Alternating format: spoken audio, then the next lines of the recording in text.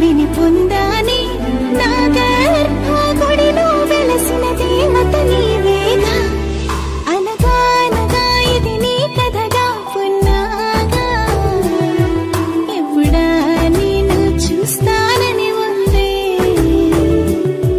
వినగా వినగా నీ అల్లరులే మురిసేలా ఊకొడితే చెప్పాలని ఉందే